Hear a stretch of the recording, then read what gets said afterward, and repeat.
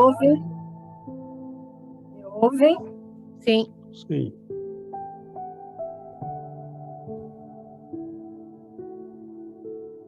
Meu Mestre Jesus, é com muita alegria que nos encontramos mais uma noite de estudo. Então, nós abrimos nosso coração e elevamos o nosso pensamento até o alto, buscando esses anjos que o Senhor nos envia para que façam, que nos ajudem a entender melhor o que vamos estudar e que possamos, com a bênção de todos, iluminarmos nosso lar, iluminarmos o lar de todos que se encontram aqui, abençoar todos aqueles que às vezes vêm de longe para estudar conosco e aprender conosco. Te agradecemos, Mestre Jesus, porque precisamos da tua ajuda e da ajuda desses mensageiros queridos, para que iluminem o nosso caminho, nos cubram de bênçãos, para que a gente continue firme, estudando e aprendendo cada vez mais. Fiquem conosco, queridos mensageiros, querido Mestre Jesus, nos abençoando, protegendo, intuindo, iluminando o nosso caminho, sempre nos assistindo. Que assim seja, Senhor.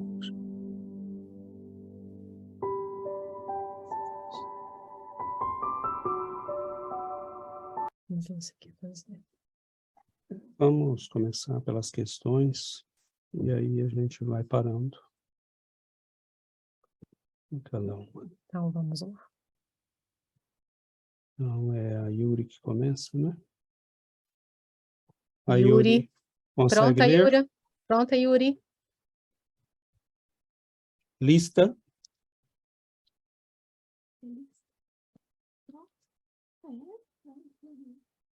E o som.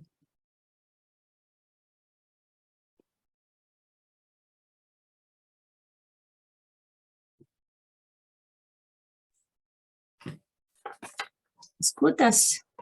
Sim? Sim. Ok, então vamos lá. Então, pergunta. A ação negativa do cigarro sobre o perispírito do fumante prossegue após a morte do corpo físico? Até quando? Resposta. O problema da dependência continua até que a impregnação dos agentes tóxicos nos tecidos súteis do corpo espiritual ceda lugar à normalidade do envoltório perispirítico, o que, na maioria das vezes, tem a duração do tempo correspondente ao tempo em que o hábito perdurou na existência física do fumante. Quando a vontade do interessado não é suficientemente desenvolvida para arredar de si o costume inconveniente, o tratamento dele no mundo espiritual ainda exige quotas diárias de sucedâneos dos cigarros comuns, com ingredientes análogos aos dos cigarros terrestres, cuja administração ao paciente diminui gradativamente, até que ele consiga viver sem qualquer dependência do fumo. Oi, Yuri. Um minutinho só, antes que você passe a explicação ao comentário. Eu fiquei preocupado com o tempo e aí pulei a minha introdução, mas eu queria só lembrar uma coisa a todo mundo. Troquem a palavra cigarro, fumo, por Bebida. maconha, bebida, comprimidos, ansiolíticos, antidepressivos.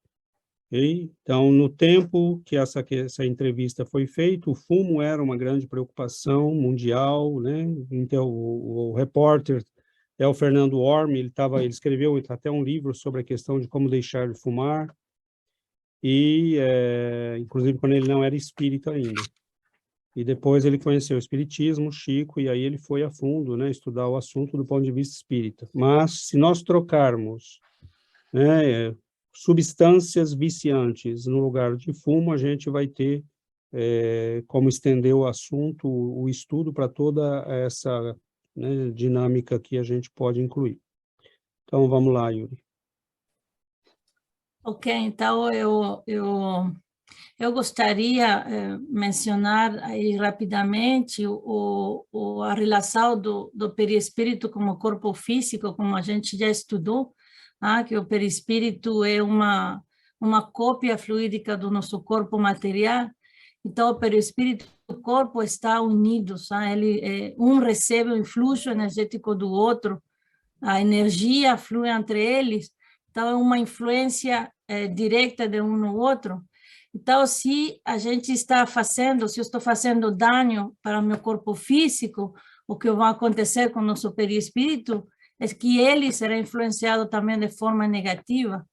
Então, se o nosso corpo está em desequilíbrio, com certeza nosso corpo espiritual também, nosso perispírito também estará em desequilíbrio e vice-versa, porque recebe a energia negativa um do outro.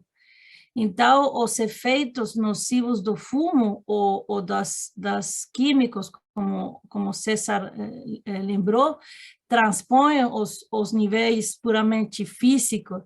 Então, assim como nosso corpo tem órgãos, também nosso perispírito tem órgãos, mas de uma natureza mais sutil. Então, nosso perispírito fica graças ao fumo, graças ao álcool, todas essas drogas, impregnado e saturado dessas partículas semimateriais. Então, nosso corpo físico queda impregnado de partículas materiais, e nosso perispírito de partículas semimateriais nocivas, e o que fazem isso é que elas absorvem a vitalidade, então isso prejudica o fluxo normal das energias. Então, o fumo, o álcool e tudo isso não só introduz impurezas no perispírito, mas também amortece as vibrações mais delicadas, afeta, as bloqueia. Então, eu li que isso pode tornar o homem, a certo ponto, insensível aos envolvimentos dos benfeitores, o envolvimento das entidades espirituais amigas. E mesmo eu li que certos médiums videntes, eles podem ver essas impurezas, eles veem como se fossem semelhantes a manchas, eles veem esses agentes tóxicos como formados com pigmentos escuros que está envolvendo os órgãos mais atingidos, neste caso do fumo, como os pulmões. Então, a gente vê como o perispírito sofre a consequência dos nossos atos, e o problema da dependência, como fala o texto, depois da morte, a gente sabe que uma dependência química, o síndrome de dependência, também conhecido dessa forma, é a perda de controle sobre o uso das drogas, não? Seja álcool, tabaco, maconha, cocaína. Então, isso se faz em razão da necessidade psicológica que causa e física também. Então, Emmanuel, ele nos diz que essa dependência continua até que seja completamente eliminada, não? Hasta que essa impregnação dos agentes tóxicos nos tecidos sutis do perispírito e a duração corresponde ao período ao qual a pessoa fumou na Terra.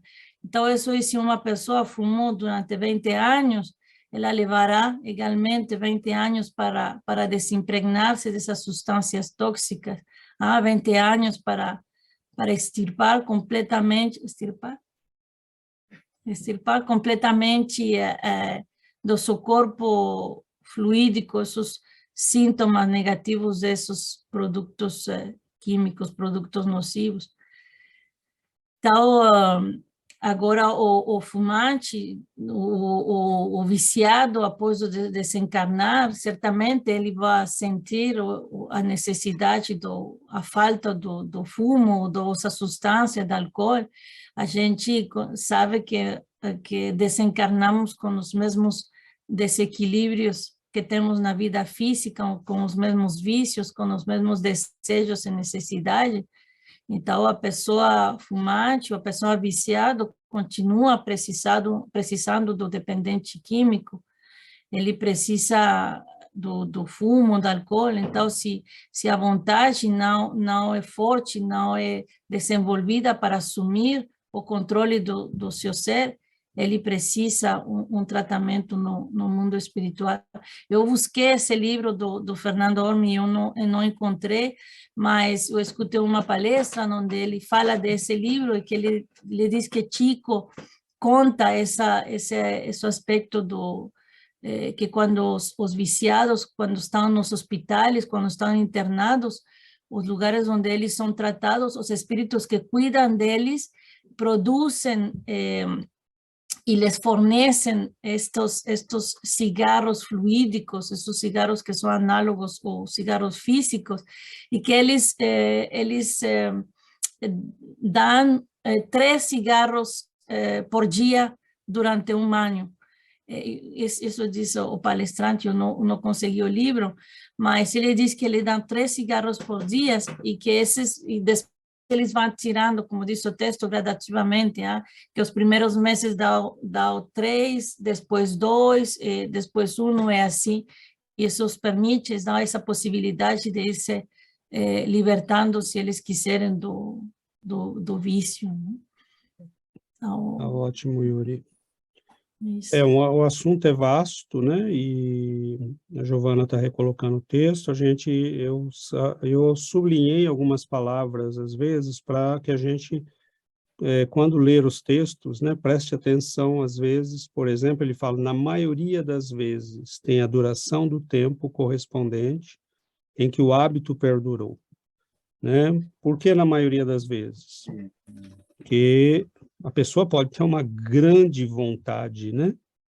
Ela pode ter uma determinação muito grande e o tempo, talvez leve algum tempo para que a sujeira química, digamos assim, energética, seja expulsa. Mas a vontade de voltar ao hábito vai sendo anulada pela vontade da pessoa também, né?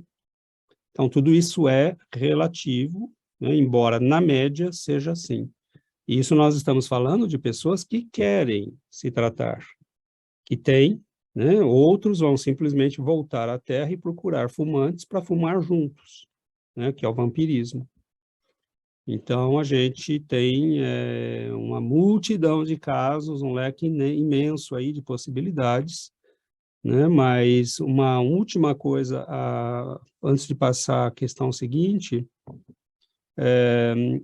nós temos um processo biológico espiritual que para nós ainda é um mistério. Nós sabemos que o corpo transforma alimento, substâncias de toda a natureza, né, que nós absorvemos, inclusive a respiração nossa capta elementos, né, como não só os gases, mas também energia prânica, que o nosso sistema biológico vai aproveitar, mas tudo o que nós absorvemos pelo corpo, de uma certa forma, uma parte tem energia, né? Todos os alimentos têm energia. E não só energia no sentido biológico, né? Quilojoules e calorias, mas tem energia no sentido espiritual. Então, nós absorvemos isso, e é por isso que nós transferimos para o corpo aquilo que também usamos no corpo físico, transferimos para o corpo espiritual o que usamos no corpo físico, e vice-versa. Então, há um processo biológico aí que para nós ainda é, tanto que uma das questões que o Alexandre e a Paula vão trabalhar é exatamente essa questão da relação corpo, e ele fala, né? Ele vai falar lá por que ele não pode explicar, mas nós vamos chegar lá depois. Mas nós sabemos que é ainda uma coisa que nós não temos muito conhecimento, né? Então, vamos à segunda questão. Depois a gente pode voltar, discutir mais, né? Então, peço, sim, que a pessoa que vai explicar use aí, né, uns 3, 5 minutos, e que a gente depois tenha um bate-papo, se necessário, mas depois a gente pode ir voltando também, se for o caso, né? Pode pôr mais para frente. É a Lilian que vai fazer? Vou fazer a leitura aqui para ela. A pergunta aqui, então, é: como descreveria a ação dos componentes do cigarro no perispírito de quem fuma?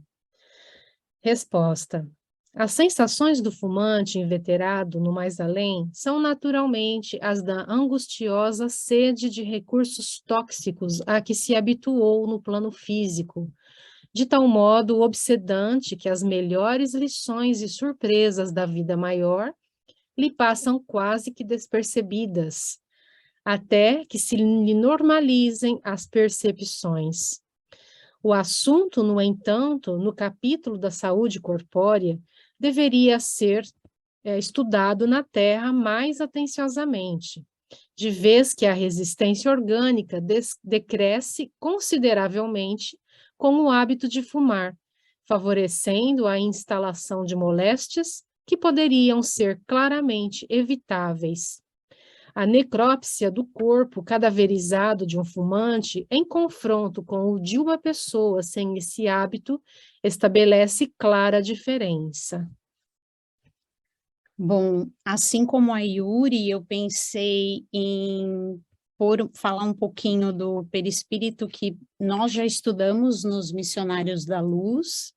Eu me lembro que alguma coisa também Kardec usava outros termos, né, que na época não tinha-se tantos nomes como hoje, mas para mim ainda é bem difícil, né, essa questão aí, não sei se faz sentido ou não falar um pouco mais disso, mas eu me lembro que o perispírito a gente pode pensar como a ligação do corpo com a alma. Eu gosto de pensar muito nos reinos, né, pensando no reino mineral, pensando que é só o corpo físico, onde os agentes externos fazem a transformação. O reino vegetal, como a Yuri comentou na última vez das plantas, né? As plantas, elas já vão sofrer uma influência, mas elas não têm a sensação, porque, né, se a gente fala com elas, tudo, às vezes o sol, a luz, ela vai influenciar o tamanho, o crescimento, mas estaria nesse segundo grupo, digamos assim. Um terceiro grupo seria o reino animal, que eles já têm essa sensação, mas se diferencia do ser humano pela consciência. E aí, justamente, né, como a gente tem a bondade suprema do nosso Pai e a liberdade do livre-arbítrio, nós acabamos condicionando as sensações do nosso perispírito pelo corpo. Então, mesmo no desencarne, ele está condicionado aos sentidos humanos que são muito estreitos, e todas as substâncias que a gente usa por alguma eliminação de efeito, como a gente tratou no último estudo, né, remédio, alguma coisa nesse sentido para anular o efeito sem tratar a causa, ela pode, de alguma maneira, bloquear todo o sentido que nós temos, né, como a visão não é só dos olhos, usar muito coração, a consciência divina está no coração de cada um de nós. Então, é difícil, não é fácil, né, a gente precisa aí dessa disciplina para conquistar a liberdade, ele requer muita energia e esforço, mas a vontade, ela é soberana. Eu me lembrei do meu sogro, que fumou a vida inteira. Ele faleceu com 70 e poucos anos em 2020, com câncer de pâncreas, mas um ano antes de falecer, o médico, né, o câncer estava piorando, enfim, foi para o pulmão, e do dia para a noite ele parou de fumar.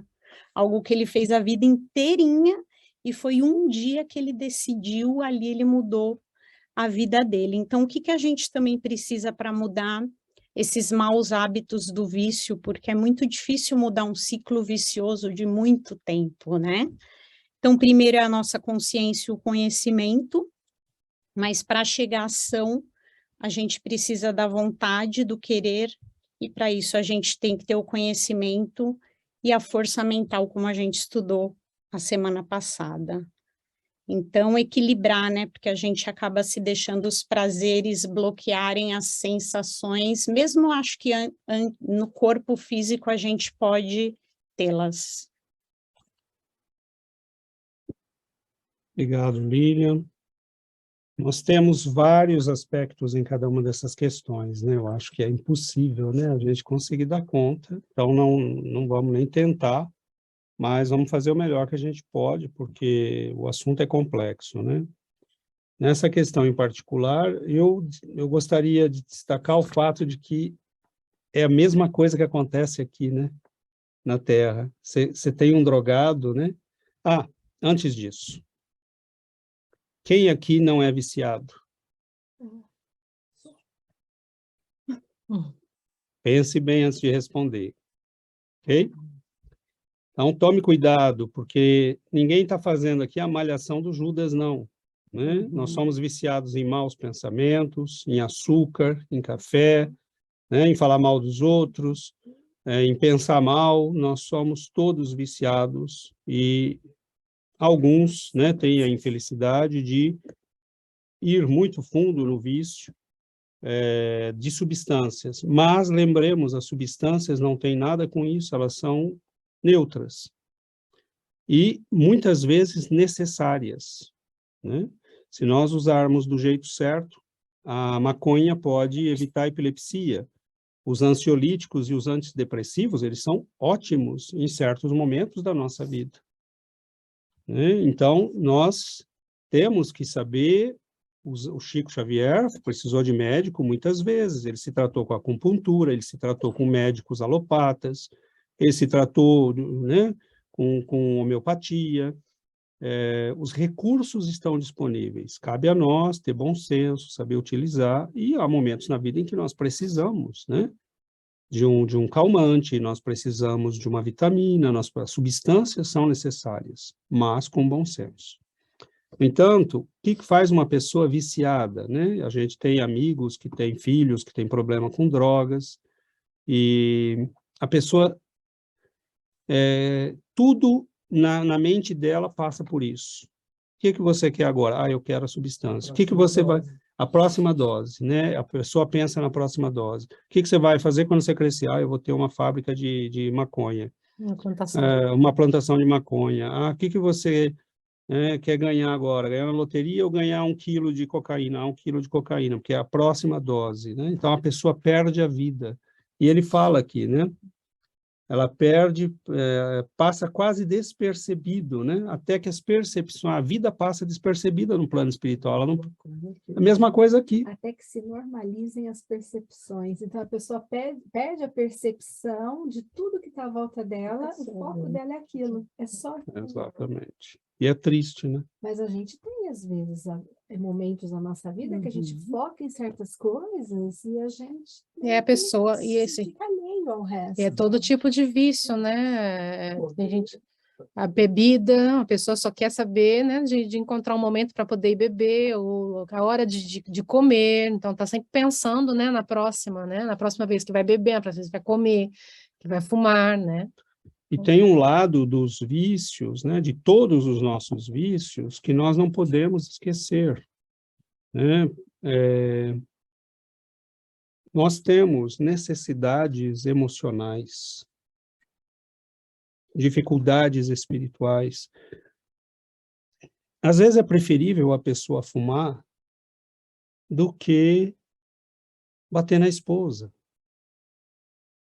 Então, às vezes é preferível a pessoa tomar lá suas doses do que ser um assassino. Então, nós não sabemos em que nível estão as necessidades espirituais da pessoa. Então, é por isso que não cabe a crítica, não cabe, né? E mesmo nós, né? Às vezes você quer aquela sopinha, né? Às vezes você quer aquele doce, porque te traz reconforto, te traz né? Bem-estar espiritual, emocional. O alimento não é só para matar a fome, o alimento tem compensações emocionais ligadas a ele, né? Então, a gente tem que ter essa consciência. E não precisa se tratar como se fosse um criminoso. É ter consciência. E se você tem consciência, você caminha, né, para se libertar disso. Tem pessoas que são macrobióticas, fazem yoga, né, fazem natação, praticam esportes de 5, fazem pentathlon, né, decathlon, e são criaturas horríveis. Vícios né? morais, né? Tem vícios morais horríveis, são cruéis, são psicopatas, Mas se a gente né, mas puder- cuidam bem do corpo. Então, Mas se a gente puder não ter os vícios morais e também conseguir se oh, controlar. esse é o ideal, né? Esse é o ideal, sem dúvida, esse é o ideal, né? Que a gente consiga fazer isso. Então, vamos lá, é a Lua agora, né?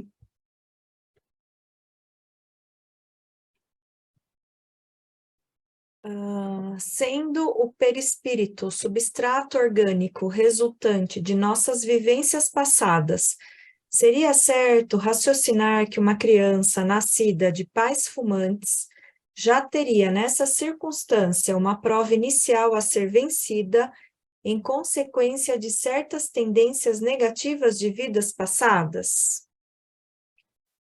Resposta. Muitas vezes, os filhos ou netos de fumantes e de dipossômanos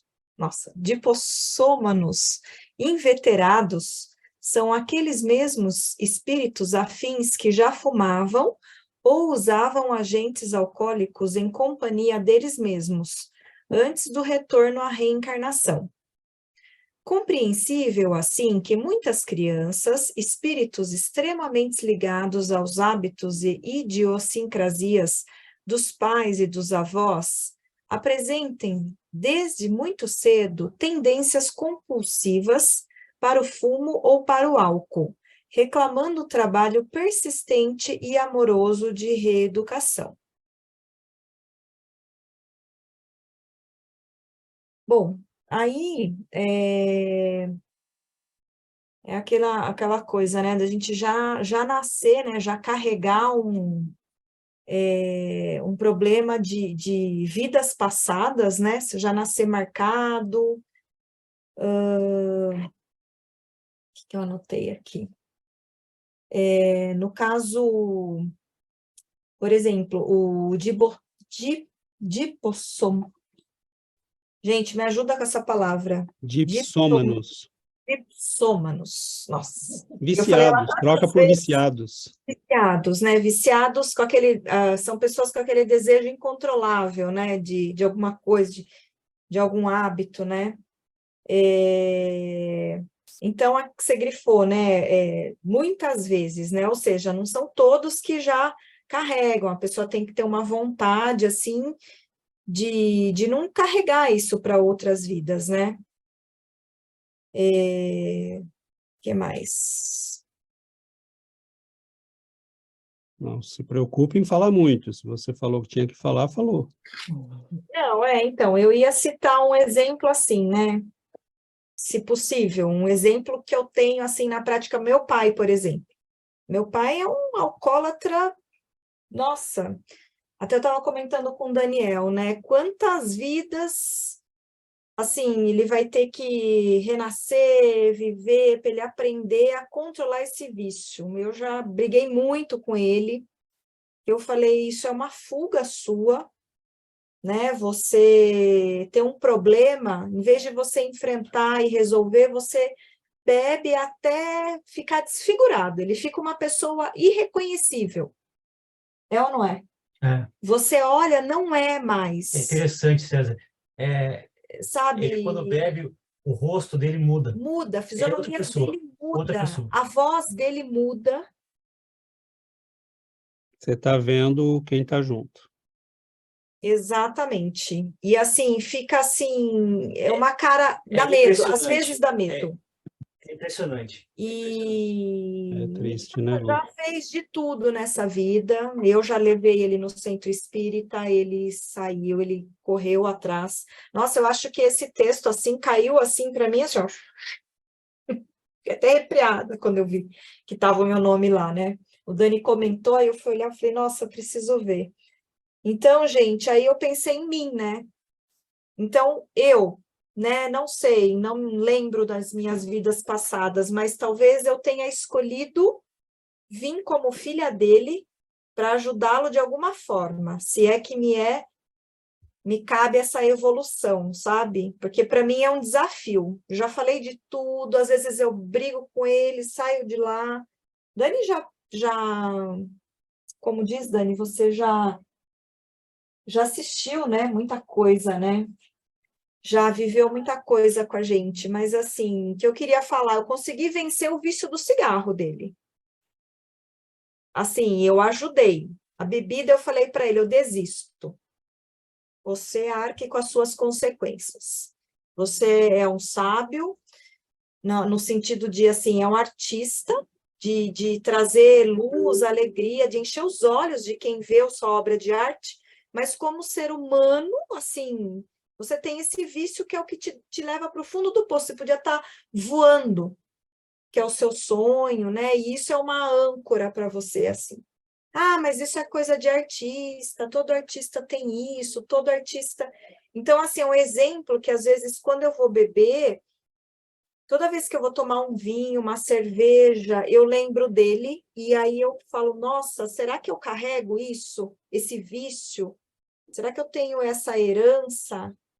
Né? Então, eu vou... Aí é onde eu me controlo, é onde eu tenho, né, Dani, vontade de evitar que isso me prejudique de alguma forma, né? Porque eu não sei, então, quando eu li aqui sobre a criança nascer, se a criança vem marcada, né? Se ela tem uma opção de escolher, né? Então, eu achei assim... Então eu fiz bem de marcar muitas vezes, né? Nossa! Porque é isso mesmo, não todas as vezes, né? Uma criança que nasce de pais, eu acho que tem duas dimensões, e uma delas aí, as pessoas têm muito hábito, né? Eu já vi até espíritas falando, eu tenho uma tendência a beber, porque meu pai tinha, ele bebia muito, e eu acho que é genético. E gozado, mas os outros irmãos não têm. Não é genético?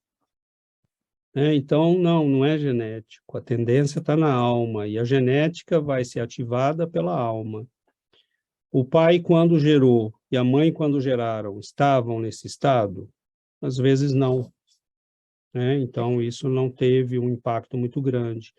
Mas, por exemplo, minha filha chegou essa semana, ela fez um estágio, né, com uma pessoa no hospital, e eles viram crianças, né?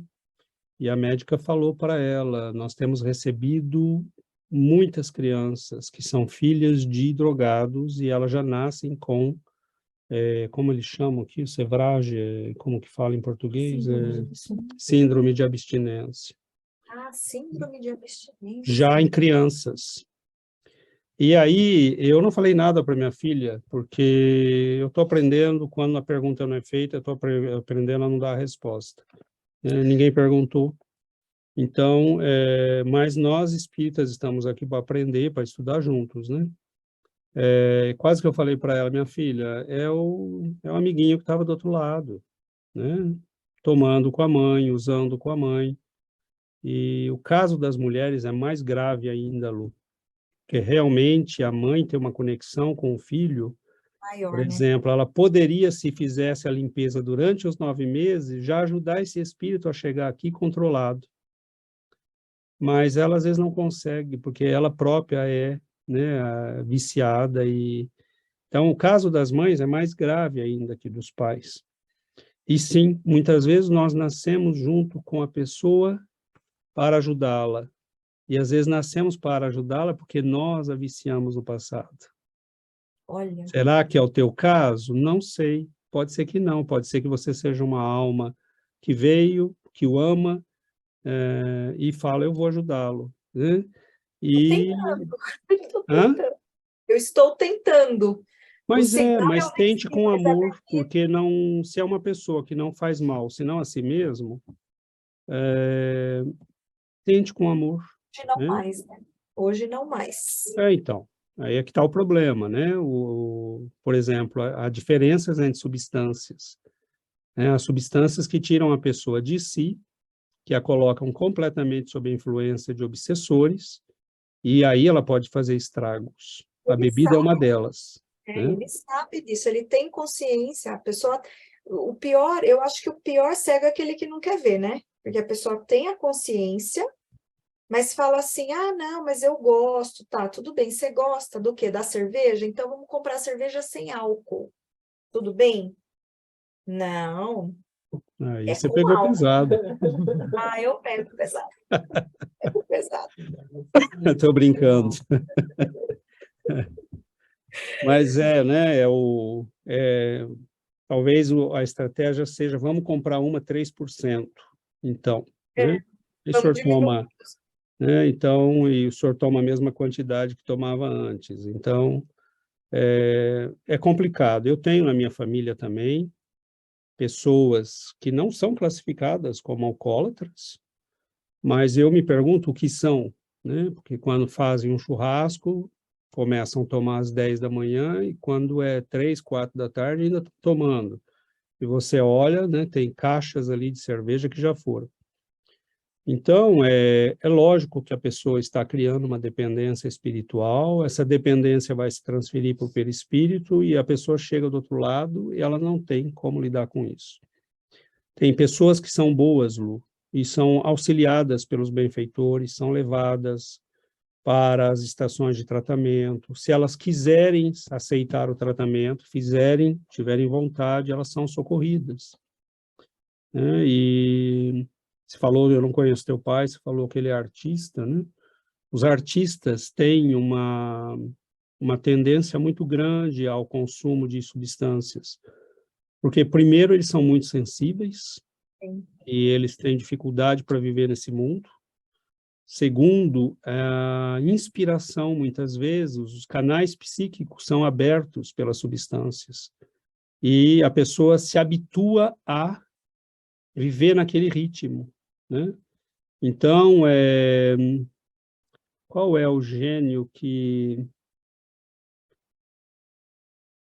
Tinha um gênio da ciência que ele funcionava, ele tomava café expresso o dia todo, cápsulas de cafeína, e tomava Ritalina e estimulantes, e ele trabalhava 19 horas por dia, e então, assim, é lógico que uma pessoa, um certo momento, ela pode colapsar.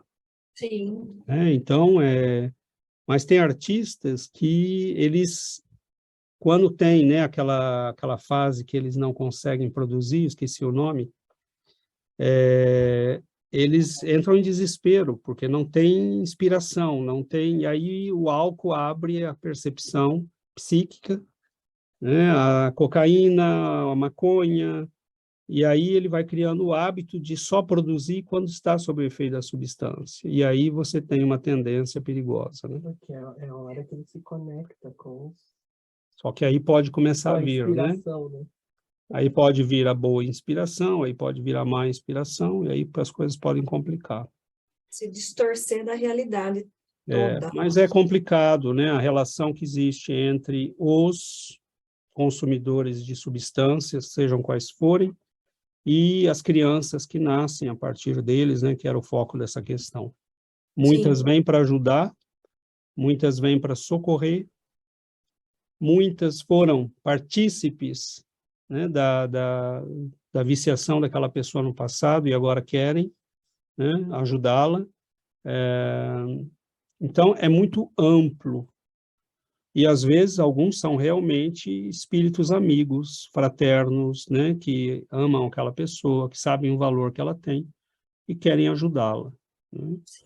E tem até questão dos avós também, né? Às vezes pula a geração, né? Às vezes pode não se manifestar numa geração, se manifestar na próxima, né? Aí não é bem que seja uma questão de se manifestar. Às vezes o bisavô e o avô estão reencarnando.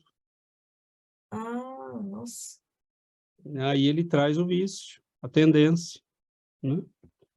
Então, é amplo demais. Vamos lá, vamos para a próxima questão. Ok.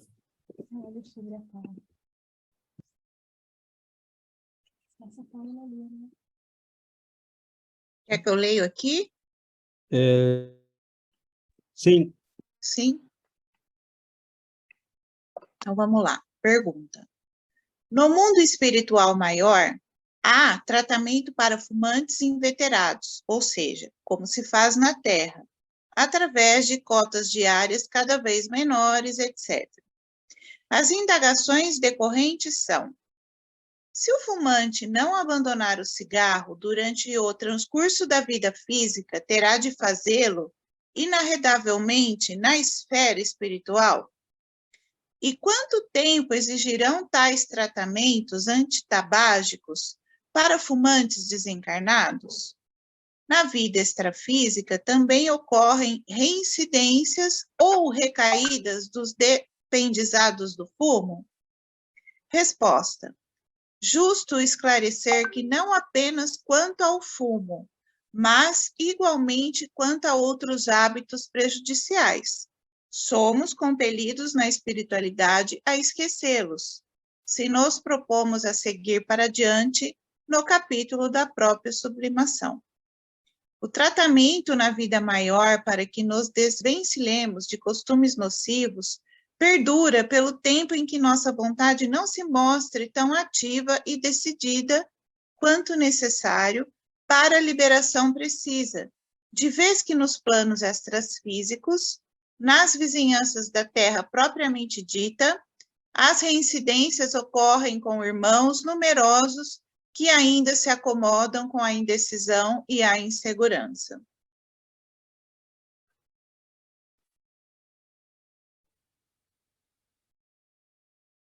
Alexandre, eu? Quer começar, Paulinha? Pode começar.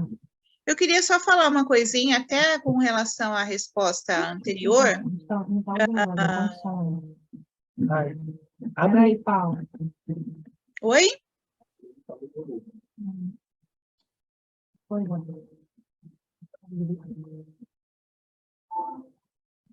vai lá.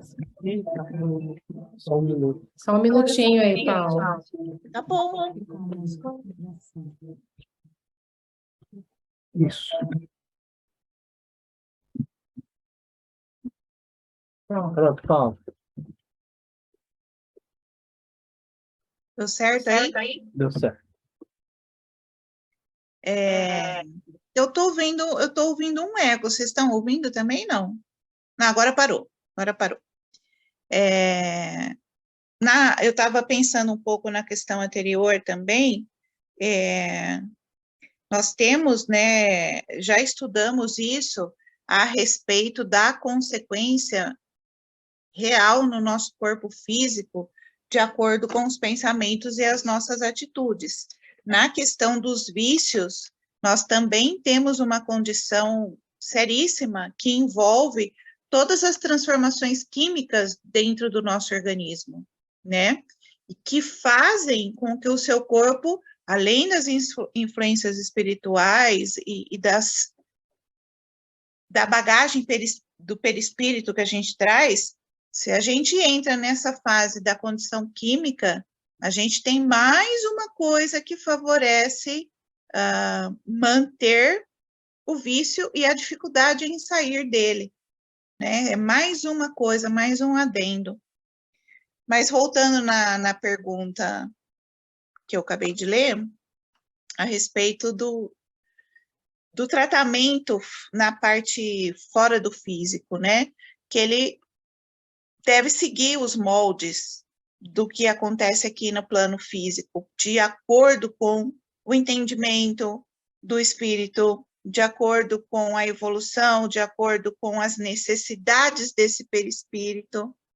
Como eu falei, provavelmente ele vai carregar no perispírito também essas necessidades, né? Até tem uma questão no Livro dos Espíritos, que eu vi essa semana, 237, eu acho, 6, alguma coisa assim, que fala disso. O Kardec pergunta se quando a gente desencarna, o espírito carrega com ele todas as percepções que ele tem aqui no plano físico. E ele diz que sim, que a gente vai carregar. Então, de alguma maneira, a gente só trocou o plano, mas essas necessidades de vício, a gente acaba levando com a gente no perispírito, até pelas alterações químicas que podem prejudicar o perispírito, como a gente sabe, né? Então, leva o tempo que a pessoa ou o espírito está disposta a dedicar para que isso cesse, como aqui no plano espiritual, no plano dos encarnados. Então, a gente costuma falar que o planeta Terra é um reflexo, uma cópia, vamos dizer, do plano espiritual. E aqui, nesse caso, eu vou fazer o jogo ao contrário. O que a gente faz aqui precisa da disciplina, precisa da boa vontade, precisa da cooperação dos próximos, precisa do bom senso. Aqui, uma rede de apoio, acredito que no plano espiritual segue a mesma linha, né? E vou deixar o Alexandre falar um pouquinho, senão eu falo um monte.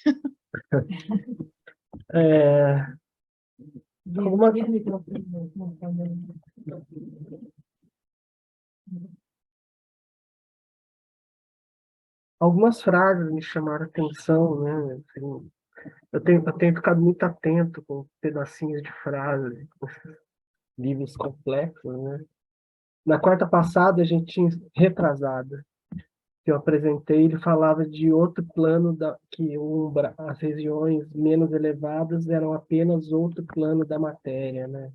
E aqui ele cita 2 planos da matéria. Então isso me fascina, porque prova que o espírito continua sendo matéria, né? Porque durante muito tempo eu carreguei essa imagem inocente de que o espírito era uma fumacinha. Mas não é. E outra coisa que me chama a atenção é que a gente realmente desencarna na condição em que a gente está. A gente está viciado, a gente leva os vícios e também, graças a Deus, levamos as virtudes juntas. Em vários trechos ele cita aí a vontade, né? A vontade determina o tempo de sublimação do vício. Isso, eu vou falar rapidinho, mas a gente estudou 2 vezes, me lembrei do texto do Emmanuel, que ele trata a mente humana como um escritório em que a vontade comanda todos esses departamentos, né? O desejo, a inteligência, a imaginação. Então, como a vontade tem essa importância fundamental na nossa mudança. Outra pequena reflexão que eu fiz, junto com a Adriana, é que se a gente chega viciado lá, drogas, seja o que for, a gente não consegue continuar nossa caminhada, né, evolutiva de maneira imediata, né? A gente vê que a gente vai ter que passar por um processo de cura, de limpeza. A gente corre risco de ser mais um obsessor, né? Atrás dos desejos, dos vícios, né? Através dos encarnados, né? Então isso me chamou muita atenção, essa questão que a gente talvez tenha que retardar um pouco para se alinhar para continuar nossa evolução. Porque se a gente quer evoluir, isso que a gente estava conversando, né? Se a gente já tem a consciência, o conhecimento, a gente sabe que a gente quer evoluir, a gente quer caminhar para frente, então é muito mais fácil a gente fazer essa busca agora, enquanto a gente está aqui no plano físico. Porque depois que a gente desencarnar, a gente já vai chegar lá com um nível de consciência maior, podendo até, talvez, ser um trabalhador, né? E não um obsessor. Porque se a gente chega lá cheio de vícios, a gente vai ter que, de uma certa forma, suprimir, né? Suprir esses vícios, né? Então, a gente vai ter que ficar grudado com os encarnados que consomem essas coisas que nós estamos viciados. Ou a gente vai ter que se tratar lá e vai perder tempo até a gente conseguir continuar e poder estudar e poder trabalhar. Então, eu acho que é uma coisa que, se a gente se conhece, a gente sabe os nossos vícios, a gente pode tentar se controlar agora, né? Agora, assim, se não conseguir, tudo bem, mas a gente pode tentar, e se a gente tiver muita vontade, a gente consegue.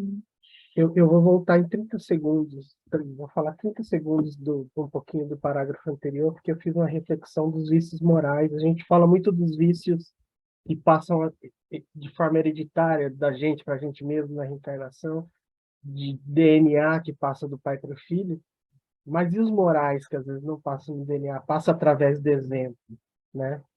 Só para a gente pensar na educação dos nossos filhos, nas coisas. Mas deixo essa reflexão, porque acho que tem alguns vícios que não vêm hereditariamente, vêm da convivência. Eu digo, por exemplo, um exemplo bobo, mas falar, você é orgulhoso igual seu pai, sendo esse orgulho um vício moral, como exemplo. Obrigado.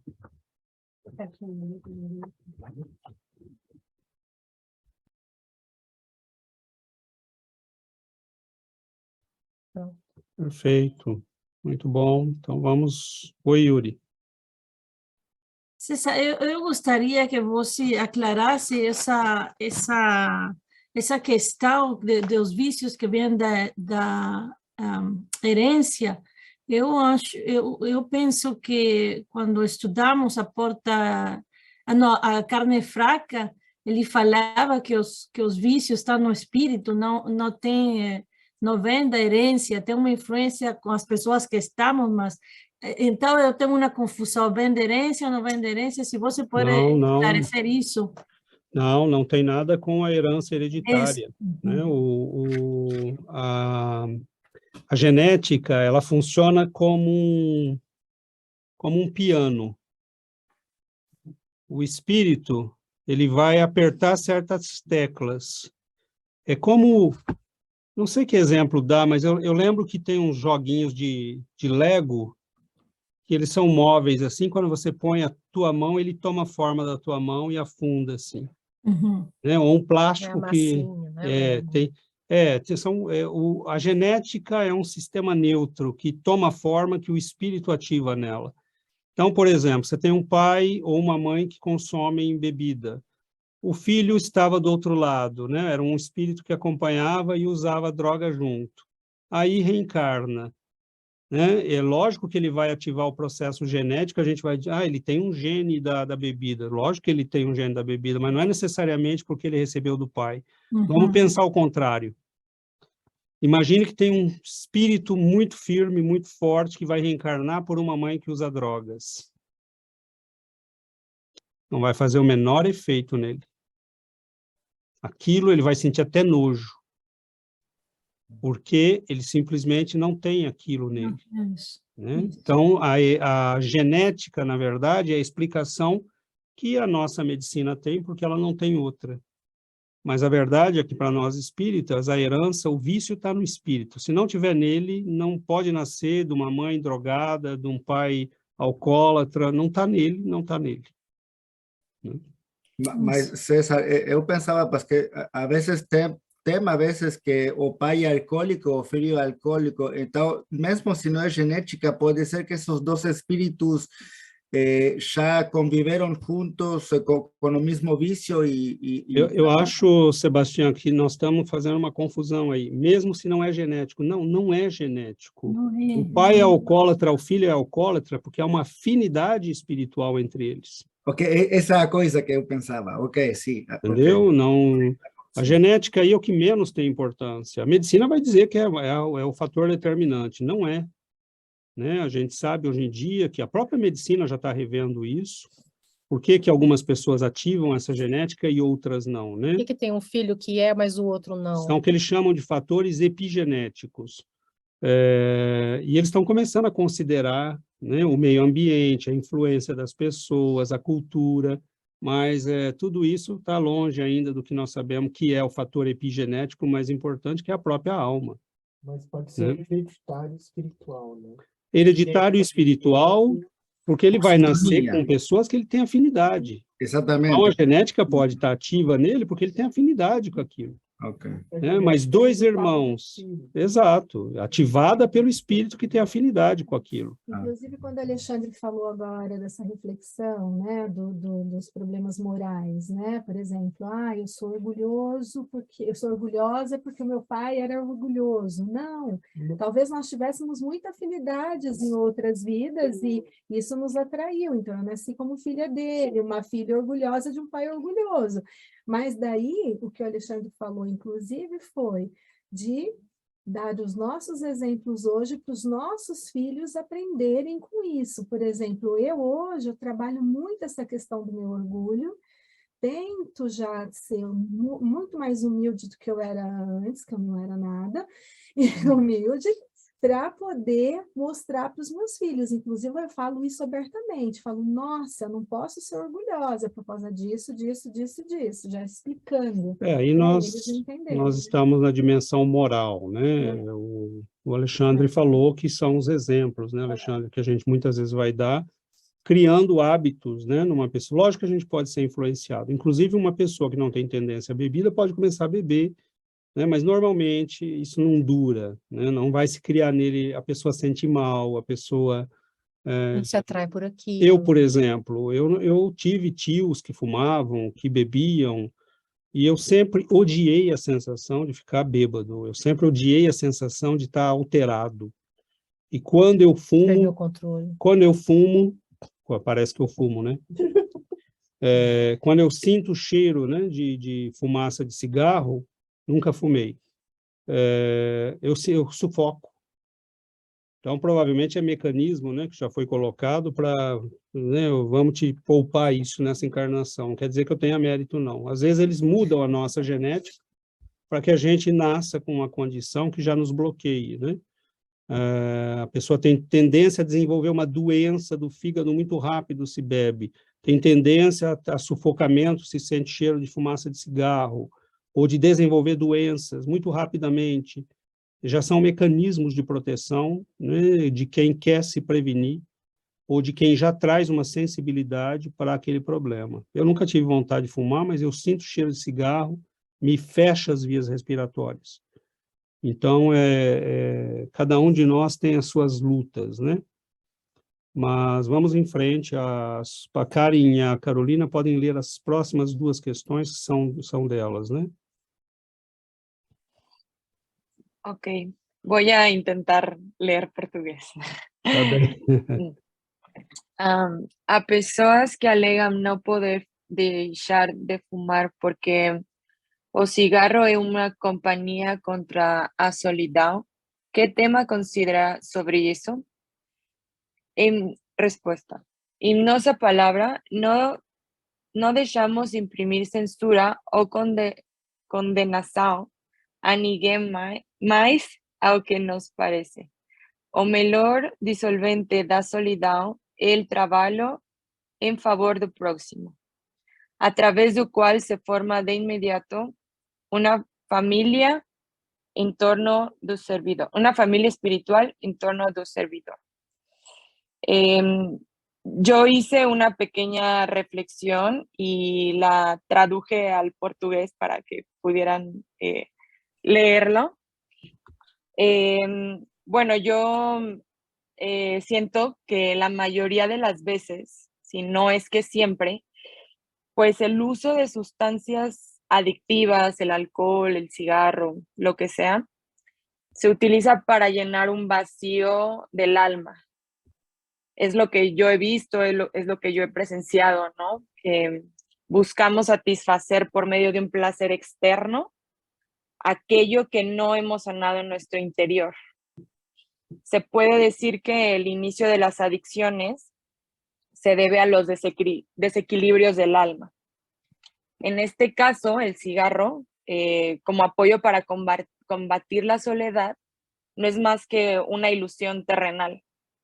Porque como lo menciona la respuesta, la mejor manera de combatir la soledad es mediante el servicio, la caridad y ayuda al prójimo, como hemos estado estudiando, que además eso nos permite ayudarnos a nosotros mismos. De esta manera, una familia espiritual se va formando a nuestro alrededor, lo que permite eliminar esa sensación de soledad. Aunque no los veamos algunos, pues sentimos que no estamos solos. También la compañía de Jesús, de Dios, ¿no? Sentirlos con nosotros. Y pues la conclusión es, cuando nos sintamos solos y tristes, la respuesta es el servicio hacia los demás. Y ahorita también me llegó a la mente lo que comentaban, cómo ya es algo tan común el vicio. Por ejemplo, yo lo veo en mis amigos que me dicen, ¿no tomas? Y yo, no me gusta. ¿Qué? Así como no lo entienden, es algo tan común el consumo de alcohol que a veces hay cierto rechazo de la sociedad cuando no lo haces. Y más en mi generación y con las generaciones que vienen, es un poco complicado porque todo el mundo ahora toma, fuma, están en la fiesta, entonces a veces la presión social te hace consumir sustancias para poder tener amigos o crear amigos a tu alrededor. Entonces, bueno, eso. Perfeito, Karen, muito obrigado.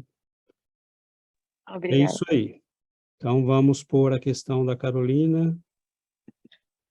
Eu só queria acrescentar um pouquinho da Pois questão não. da Karen, que me veio agora, não pensei antes, mas eu acho que aquela sensação de preencher o vazio, de não se sentir só, quando os fumadores, eles consomem, eu acho que também tem relação com aquilo que nós já sabemos que tem afinidade com outros espíritos, que eles estão se satisfazendo com aquela ação, né? Então, eu pensei que poderia ter, assim, uma relação estreita, o fato de eu não me sentir bem, sentir que tem alguma coisa que me falta, né? Mesmo sendo influenciado por eles. E aí, quando eu fumo, eles ficam satisfeitos. Então, eu estou me sentindo acolhido, estou sentindo que, tá tudo bem, né? Era isso. Só um comentário antes de passar para a questão, Carolina. Eu lembro de uma questão outra que foi feita ao Chico pela Hebe Camargo, né, que é uma apresentadora de televisão no Brasil, já desencarnada, né? E ela perguntou se os vícios, né, que os jovens viciados poderiam ser um problema afetivo, né, de carência afetiva, e o Chico diz que sim, que em muitos casos podia ser realmente isso, né?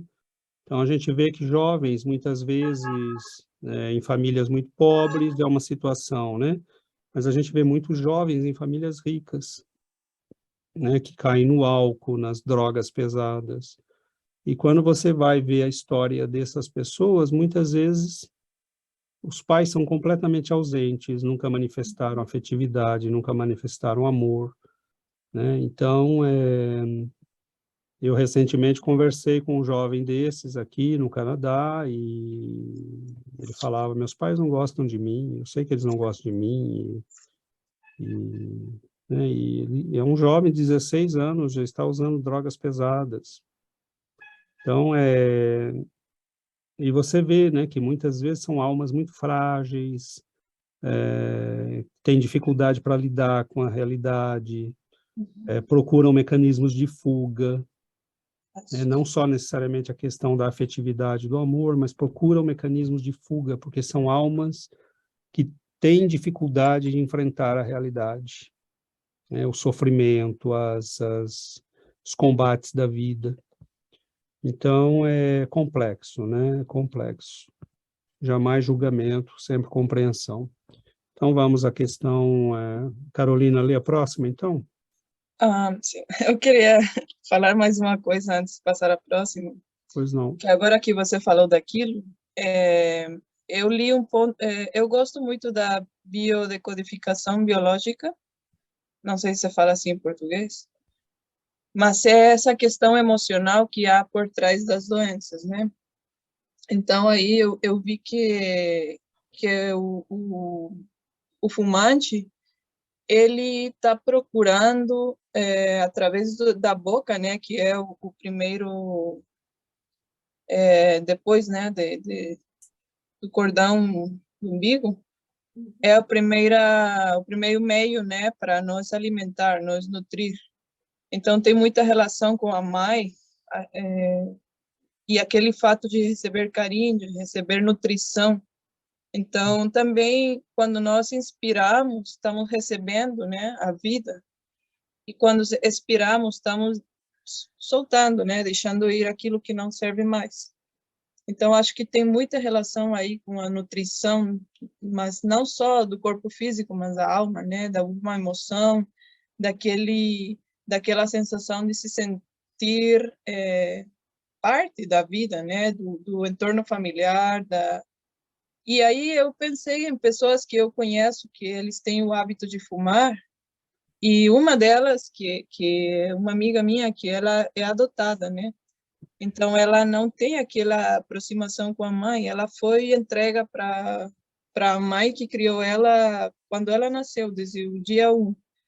Então, aí, como aquela carência afetiva, né, de nutrição, vem a ser reemplaçada pelo fato de fumar. Então, bom, vamos ler. Ok, então, disse aqui, a pergunta é, afirmam muitos fumantes que sem cigarros não conseguem pensar com clareza, memorizam mal e não conseguem permanecer calmos. A pesquisa médica objetiva e imparcial, e não obstante, revela que o fumo é um veneno para os nervos. Qual a sua opinião? A resposta: a opinião médica no assunto é a mais justa, considerando os prejuízos dos amigos fumantes contra eles mesmos. A racionalização não se revela bem imposta. Aqui, eu acho que, na verdade, assim como você sublinhou, né, a racionalização fica meio que perdida, porque a gente, não, com o corpo intoxicado, não conseguimos pensar direito. Então,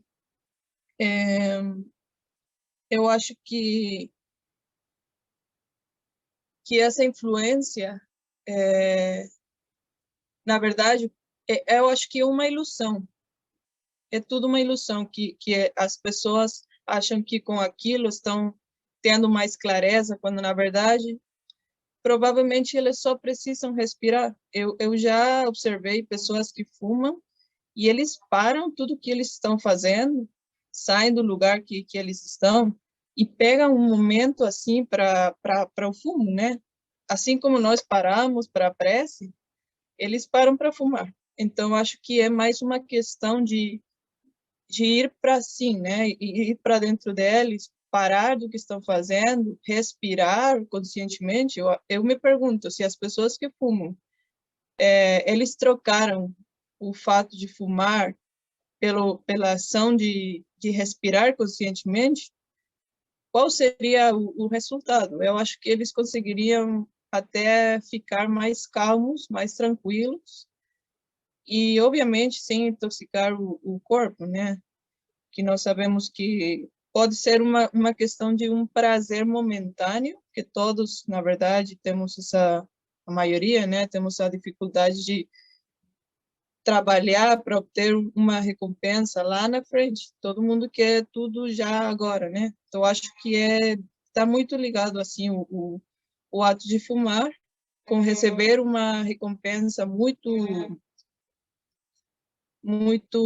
passageira e muito instantânea, né? Então, é isso.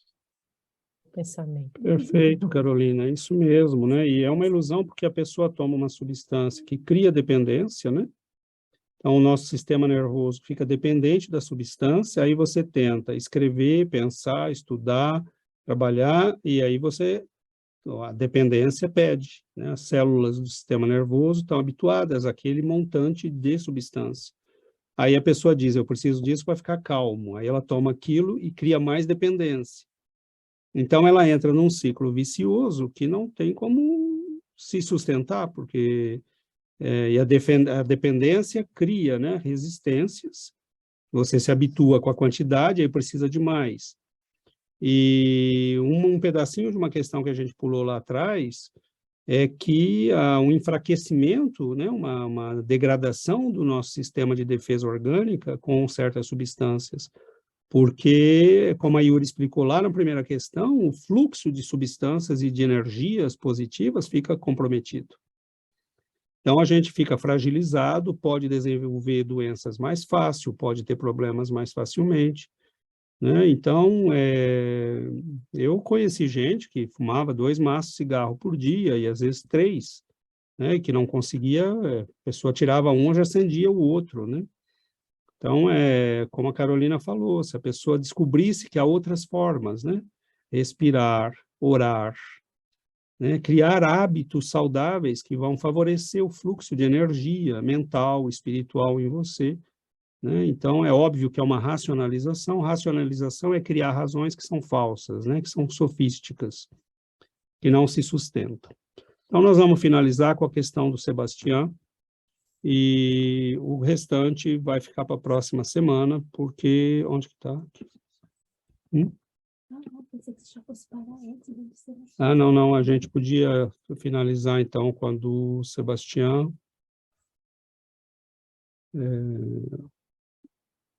Você lê, quer que a gente leia?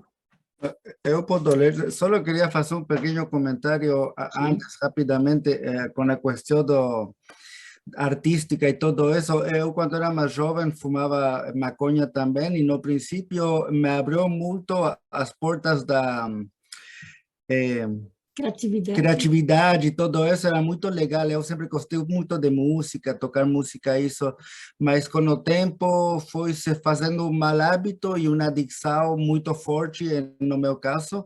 Então, sim, foi uma boa ferramenta no princípio, mas ao final era um peso muito pesado. Então,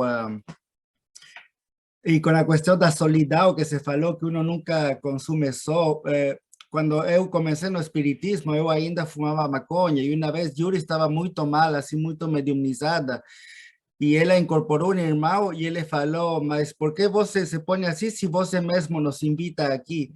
Então eu falei, aí entendi, falei, ok, isto acaba lá, não? Só isso, bom. Ninguém precisa falar mais nada, né? Sim, sim.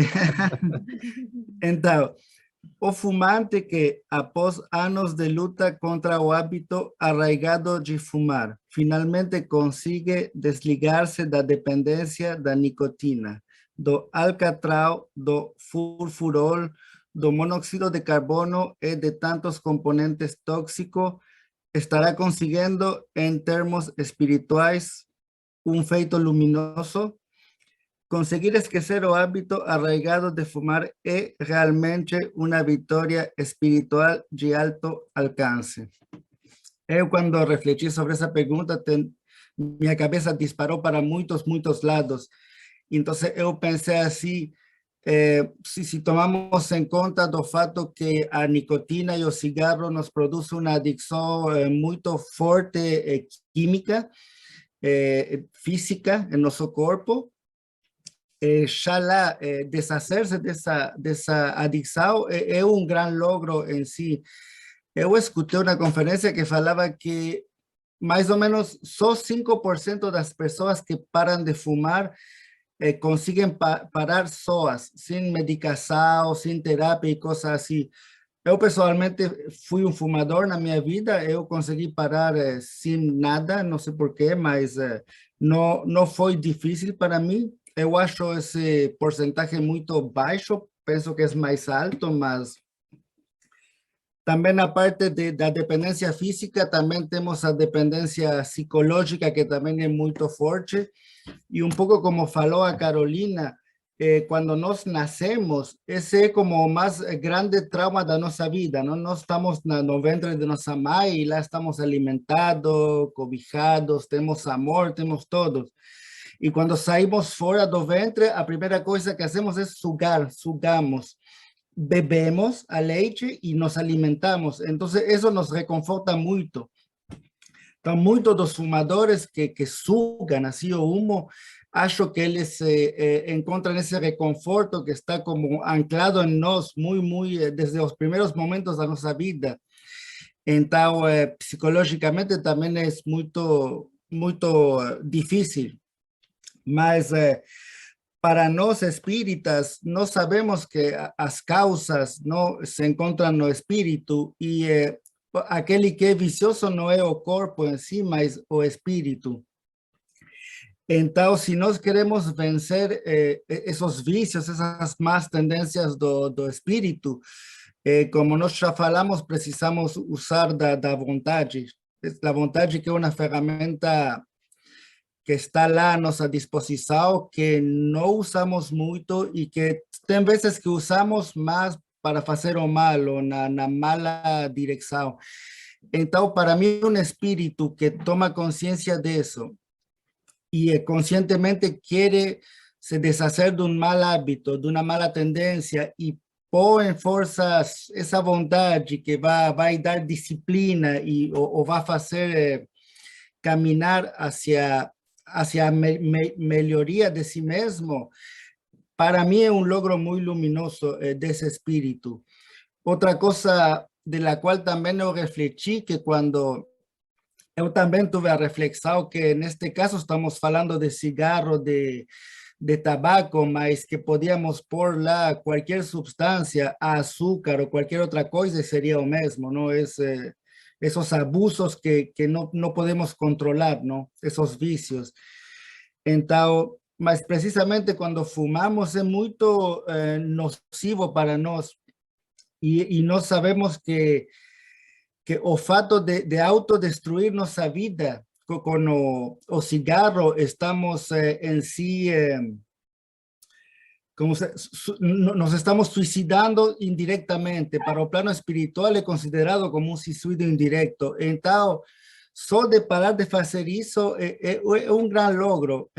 Quizás não paramos de fumar, não vamos a fazer bem, caridade, eu que sei, mas só parar de nos autodestruir é ótimo.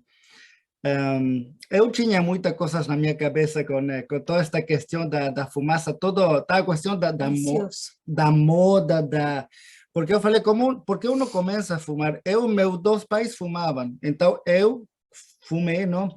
Agora sei que não é por meus pais, mas vocês se lembram, quando éramos jovens, as propagandas na televisão, era fascinante, você veia o cara na moto do paquete de cigarro, da Fórmula 1, do Marlboro. Você falava, eu quero ser isso, eu quero... Então, não todo mundo começa a fumar assim, como tem jovens que fumam porque querem estar na moda, isso, mas não dura muito tempo, não? Mas tem aqueles que, bom, ficam... O tempo avança, mas eu tenho muita coisa, mas é mais ou menos isso.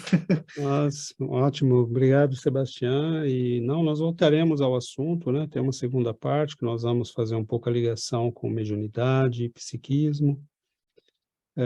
As questões que ficaram faltando, nós vamos começar por elas na próxima semana.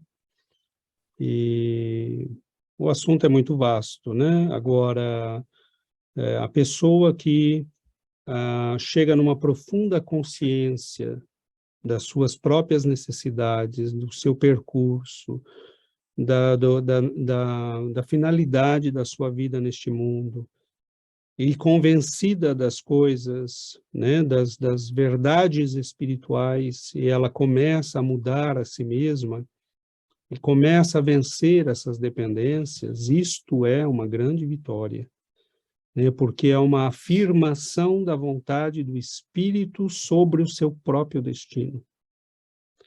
Ele não é, a partir do momento que ele faz esse passo, que ele consegue, para quem está do lado pode parecer uma pequena vitória, mas não é, porque é a afirmação da vontade do espírito tomando em mãos o próprio destino.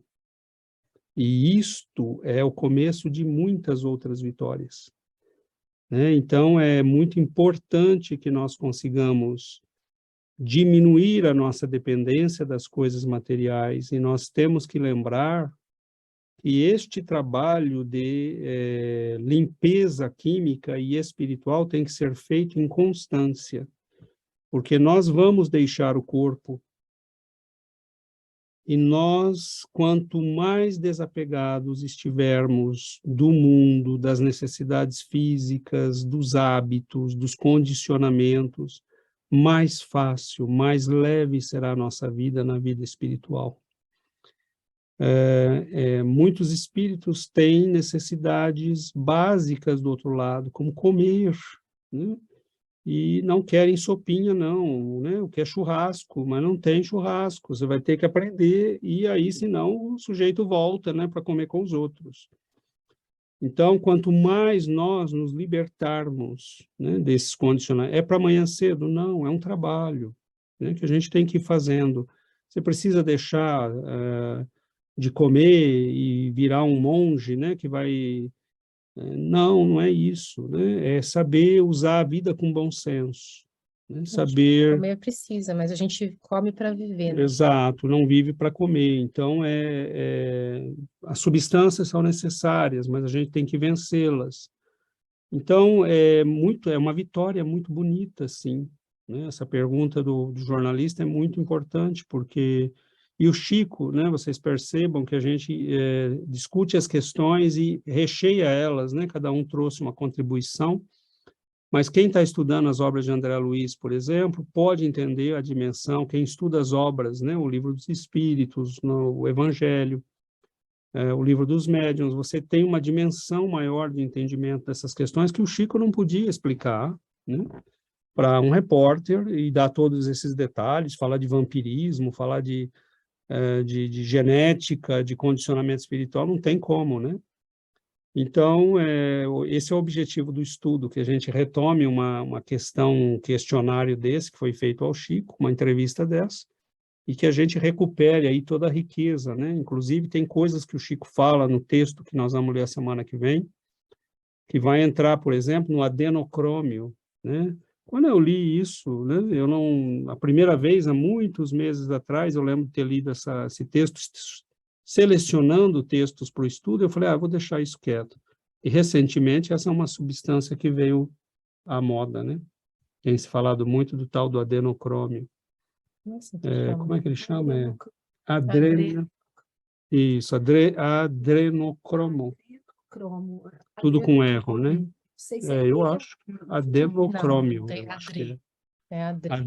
Adrenocrômio. Mas que seja, né? E o Chico fala de outras substâncias, né? Que ele enumera nessa questão, que foi feita lá nos anos 70. Eu falo, Deus do céu, né? O homem realmente era um... Que pena ele não ter tido entrevistadores que aproveitaram e sacaram, né? O adrenocrome. Então, que é uma substância que provém da oxidação da adrenalina, né? Mas que é também uma droga. Então, sim, finalizamos lembrando que essas vitórias que nós temos, pequenininhas às vezes, e na dimensão moral elas são tão importantes quanto na dimensão material, né? Há pessoas que, às vezes, se viciaram em coisas físicas, mas tiveram almas bonitas, que foram boas, fizeram o bem.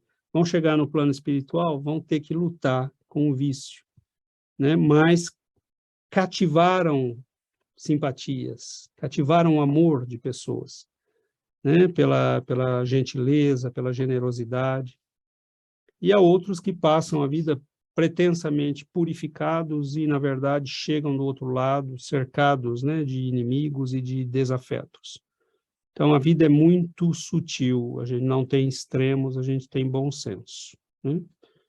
E a gente possa conquistar essas pequenas vitórias, inclusive sobre os nossos vícios morais, falar menos mal dos outros, pensar menos mal das pessoas, cultivar pensamentos positivos, né? Melhorar o nosso coração, não julgarmos, sermos mais úteis, sermos capazes de perdoar, nem que sejam as pequenas coisas, para depois perdoar as maiores. Nós temos um trabalho de aperfeiçoamento a fazer em nós mesmos, né? Se a gente já evitar esses vícios físicos, já é uma preocupação de menos, né, para que a gente possa se concentrar sobre as coisas que são realmente as mais essenciais, né? Que é melhorar a nossa alma e o nosso coração ainda tão endurecidos.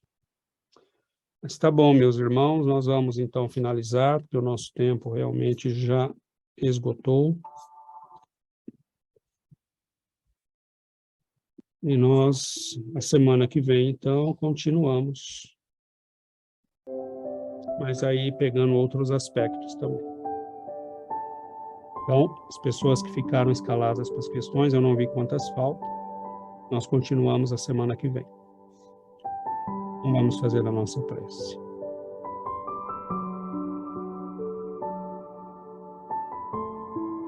Querido Mestre Jesus, queridos benfeitores da vida maior, nós sabemos que estamos num mundo que é para muitos de nós uma escola, às vezes um hospital, tantas vezes uma prisão. Mas nós, Senhor, começamos a olhar para este mundo como um posto de serviço. Queremos nos tratar neste hospital, mas nos candidatamos igualmente a auxiliarmos os nossos irmãos que precisam mais do que nós. Queremos aprender nesta escola, Senhor, com aqueles que sabem e podem nos ensinar, como este iluminado apóstolo que nos deixou tantos livros, nosso querido Chico, estes espíritos que escreveram através dele. Mas enquanto aprendemos, Senhor, talvez possamos distribuir um livro, uma boa palavra, um convite. Nós estamos aprendendo, Senhor, e pedimos para sermos úteis, para deixarmos a condição de eternos alunos, de eternos doentes, de eternos prisioneiros, que nós possamos servir em Teu nome, aprender contigo, nos desprendermos, Senhor, das amarras, das nossas misérias morais, porque não há vícios físicos, há vícios morais que se manifestam tantas vezes fisicamente. Nós pedimos, Senhor, que a Tua luz nos ensine o caminho da libertação, que Teu amor nos dê a força e a coragem para prosseguir. Mas não olhamos mais com tristeza ou desânimo. Uma escola, um hospital, uma prisão, seja o que for, para nós é um abençoado campo de trabalho, de oportunidades. O Senhor nos chama, porque a seara é imensa e são poucos os trabalhadores. Então, Senhor, que nós possamos humildemente nos candidatarmos a sermos úteis, a sermos nem que seja os últimos dos últimos, mas úteis. Fique conosco, Mestre, abençoe nossos propósitos de aprender, de melhorar. Ilumine nossas vidas, tire nos nossos corações o mal, o julgamento em relação aos nossos irmãos. Nós não conhecemos a dor, o sofrimento, as necessidades dos nossos semelhantes, o Senhor conhece. Então pedimos por todos nós, pelos nossos lares, pelos nossos familiares, que o Senhor nos abençoe, nos ampare, nos guarde no caminho do bem. Fique conosco, Senhor. Receba a nossa alegria, que o Senhor possa realmente receber a nossa alegria, a nossa gratidão. É o óbolo, Senhor, da viúva, aquela que jogou uma moedinha no templo, é a nossa alegria, Senhor.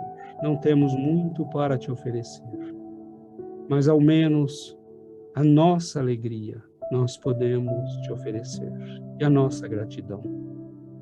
Fique conosco, Senhor, nos abençoe hoje e sempre. Que assim seja, Mestre.